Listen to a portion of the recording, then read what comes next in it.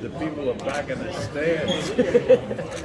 and besides, nobody thinks it's watching a football game in that weather. Right. Well, why can't they watch a boxing match? Right. The fighters were cold getting in the ring, but they warmed up. Right. I seen them having a towel on and stuff like that. Yeah.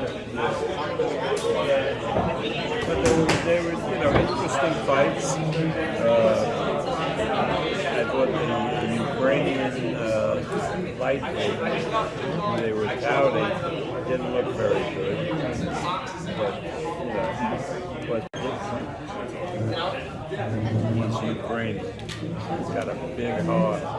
He's got real power, and he boxes. He's the best boxer in the heavyweight division. So they'll give him a tough fight. But can he beat Fury? I think he's too small. Oh, yeah. What do you think, Keyshawn? Exactly what he said. I think Tyson Fury can box, though. Maybe Yukis probably is a better boxer because he's smaller and he can be more mobile.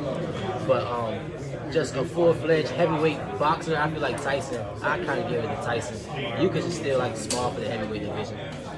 But I think just the size difference is going to play a big part in that fight. And Tyson, I think Tyson going to win. Bias taken away, how much longer you think it'll be until we see, big Jared Anderson in there and he's actually the favorite? Well, that's the best thing that can happen. And now that Wilder is putting on age, is to get an American heavyweight that can compete with these Brits and other fighters from Europe, and we think that Jared Anderson got a hell of a shot to not only compete, but down the road to become the champion. Good morning, Bob. Good to see you again. Keyshawn, always a pleasure.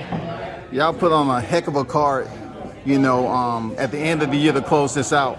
How does it feel to you having so many up-and-coming sensations on the card and Teofimo Lopez? Well, I think, look at ESPN. ESPN is putting 4 fights on the regular telecast. Keyshawn's, Xander's, Jarrett, and the main event. I mean, when is the last time they've done that? 4 fights on the final telecast. So that's pretty good. They can see, like we see, how much great talent will be on display. Hey, Keyshawn can answer this too, but how proud are you of how this Olympian has performed on the stage with, especially in his last fight, fighting a fighter with way more experience and getting a stoppage? I think they're the best. They have nothing is as important as skill. Skill, heart, determination, and diligence in preparing. Now, Keyshawn checks all the boxes. So we have, great hopes for him. Keyshawn checking all the boxes. You end up checking the chin and getting a fighter up out of there with way more experience than you. And that was your 5th professional fight, man, going into your 6th. What did you like the most from your performance? What do you grade yourself? My last performance? Yeah. Honestly, I didn't really too much like my last performance. I feel like I was sluggish. Warming up backstage, I was telling my coaches I wasn't really getting a real rhythm. So we was warming up. We warmed up more than we usually do because I wasn't really feeling it the last fight. The reason why I was kind of getting hit, I feel. So just going into this fight, I'm making sure that all boxes is checked, I would say. I'm feeling it, and this time around, I still should get the stoppage, even though he's a more experienced fighter. But for my last fight, I still think I performed great, even though I wasn't even feeling that good. Is it going to be a little bit difficult for you with Bomac down in Nebraska with closer? Or is that going to be a little bit, I traveled all over the world with different coaches, different countries going against me. So I mean, a coach is very important, but I just know how to make adjustments, and we did. I still got Coach Red in my corner, and he was with me the entire camp. And I also got Coach Al Mitchell. And in the boxing world, everybody know Coach Al Mitchell. So I still got a great corner, and we coming in with confidence like always. How's it been for you to handle all the pressure that's coming with Keyshawn Davis right now? I don't really feel any pressure. I just know what I can do. I go out there and fight. The only time I can really say I felt pressure was during the Olympics. And that was the most pressure I ever felt. It was draining. But now that I'm pro, I just feel like I'm in my element. I just go out there and have fun and do what I do. I kind of want to get your thoughts on you know him very well, Frank Martin, and he's supposed to be fighting next week against Michelle Rivera. What's kind of your thoughts on how that fight's going to play out, man? I think Rivera is a dog, honestly. Rivera is real good. I like Rivera. And I think the experience is going to play a lot in that, because I was told that Frank Martin started boxing kind of late. And Rivera, I just feel like he's just more relaxed in there. He's more technical sound. He sees the shots, he's picking shots, and he knows what he's doing. I feel like more so than Frank Martin. Not taking away nothing from Frank, he still can fight. They both great fighters. It makes it be a great fight. But I'm going with Rivera. What's kind of your thoughts on, Gervonta's kind of been going on a rant lately. He's fighting Hector Garcia January 7th, and then supposed to move into the Ryan Garcia fight right after that. And then he said for his third fight of 2023, he would love to fight Shakur or Devin Haney. Kind of just what are your thoughts on that whole thing with him, man? He's promoting himself. He's promoting big fights, as he should. And hopefully he could make them fights happen, because it is starting for us to start fighting. Like, a lot of them older champions are starting to, go out the window. Now it's like the 2016 Olympic team turn, and now guys like me is coming up. It's time for us to start fighting each other. And nowadays we all are great fighters. It's who's gonna be the greatest, and win, lose or draw, all that matters is that we put on great fights. Because at the end of the day, we still gonna sell. At the end of the day, you know what I'm saying? Everybody still loves Tank, win, lose, or draw. Everybody still loves Tiafimo, win, lose, or draw. He's fighting the MSG. You know what I'm saying? So we just need to keep putting on great fights and keep boxing alive. Obviously, when it comes down to the camp that you support, camaraderie is huge, right? So the post-fight, when you was behind Shakur Stevenson and you said what you said, and Shakur has been on record as saying how much he respects you, how much love he got for you.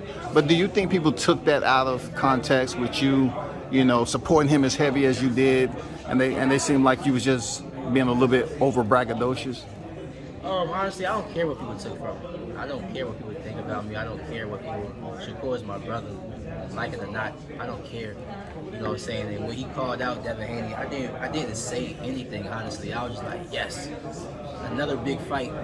Just like when Jared first fight back in Oklahoma, he knocked that dude out. You see me going crazy. I just love who I love. You understand what I'm saying? And I don't really care what people think about that. Bob, so no accident that you have Keyshawn, Jared, Xander, and Carrington, who most boxing people think are the next four big ones out of the top-ranked stable on one card? No, again, this is our big card of the year. It follows the Heisman Trophy presentation. So they bring a tremendously large audience over to us. So I wouldn't be surprised if more than 2 million people watch this whole show. And I like the fact that we start off with the young guys, and it's great exposure for them. You have go ahead. Hey, Key, wanted to put you on the spot real quick, man. Who are you taking, Devin or Gervonta, if they were in the fight, man?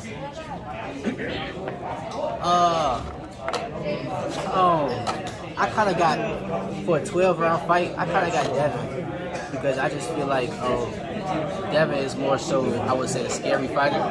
He's not really trying to get hit, and he just, I feel like he got real good boxing ability, you know what I'm saying? But Tank get him hurt, and Tank is gonna be Tank. So But in 12-round fight, I'm kind of leaning towards Devin.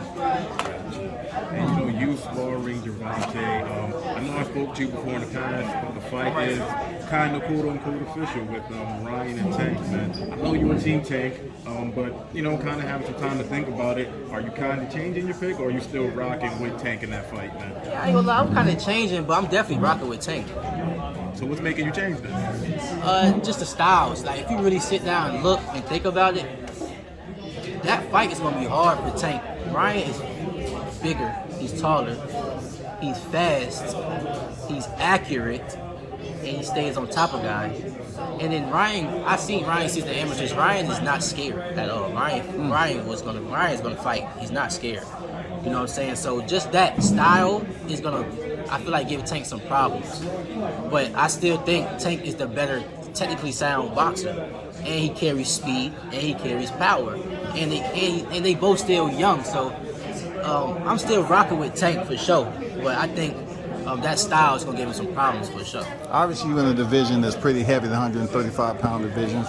Right now, with your weight, it seems like you don't put on some muscle and everything.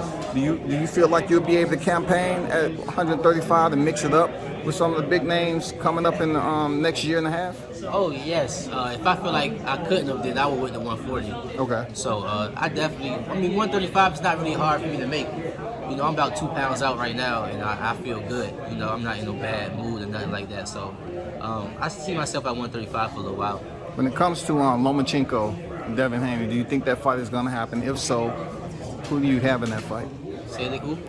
Lomachenko, Devin Haney. Oh yeah. That fight is on the horizon. Who do you have on that fight? How do you see it playing out? Well, Lomachenko's already giving hints out there, saying things like, heavyweight, you look like a heavyweight in the ring. So I don't really think he's going in there too confident. Okay. But with that being said, I'm with Devin 100%. Just better boxing ability. He's younger, and he should win. He should win, like, for sure. He should win. Are you basing some of that off of Loma's last performance as well? No, I'm based off of what Loma is saying. What's the point of him saying, "Oh, you's a heavyweight"? We don't never hear responses like that out of Loma. Loma is always the confident, silent killer. You know what I'm saying? I feel like he's starting to realize that this younger generation is starting to take over. And, he's been dealing with a lot of injuries. And, Loma is kind of like, old. So I think he's starting to realize that. And I feel like it's kind of showing, too. And just the last thing for me, I know when I spoke to you before, you said that is the fight that you want, actually, Lomachenko. So I'm pretty sure you plan on going to that fight, Devin versus Loma. But are you going just as a fan, or are you going to do a little bit of scouting? Like, okay, hopefully I can get this guy. I want to pick him apart right now, just kind of watch me personally. Well, honestly, I'm going for the belts, honestly. Like, as of now in my career, I'm just thinking about the belts, like Loma. Loma's just thinking about the belts, I'm thinking about the belts. So whoever wins that fight, end up with the belt, that's what I'm going for. So to answer your question, yes, I'm scouting, but I'm not looking at Lomachenko like, if you lose, then I'm fighting you. No, whoever got them belts, that's what I'm going for. I want to ask you about your stablemate, pound best, Terrence Bud Crawford. He's going in there. He's fighting on the other side, Omaha, Nebraska. It's been a lot of talk. Whether it's good or bad, they still talking about Terrence. What's your take on, him coming out in negotiations, taking on David Avanesian, getting his fight out the year, and do you see him and Errol Spence fighting in 2023? I feel like Terrence Crawford did what he had to do as a businessman. He didn't want to wait around and keep procrastinating with the Errol Spence fight. He got put food on the table at the end of the day. You know what I'm saying? He did what he had to do. And the fans look at it as a different way. The fans looking at it as a boxing perspective, but if you look at it as just life in general, he got put food on the table. He got like 6 kids at home. Yeah. Like he got things to do. You know what I'm saying? So it was no reason for him to just keep waiting around.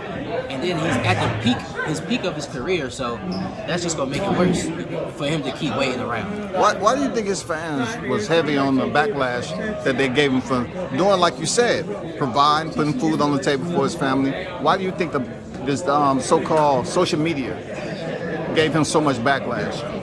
Because everybody thought the fight was going to happen, so they was disappointed that it didn't.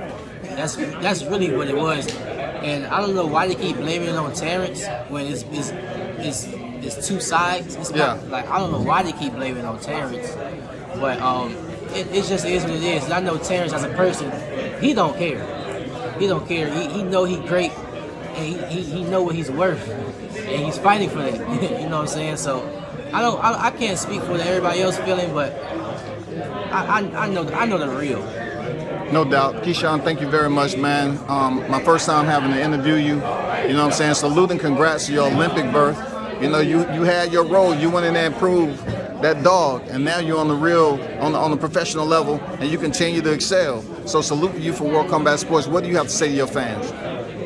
Man, make sure y'all tune in Saturday, ESPN.